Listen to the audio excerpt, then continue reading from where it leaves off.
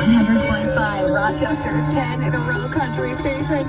It's Megan Carter, and guess what? The Chicks are going to be coming to Syracuse.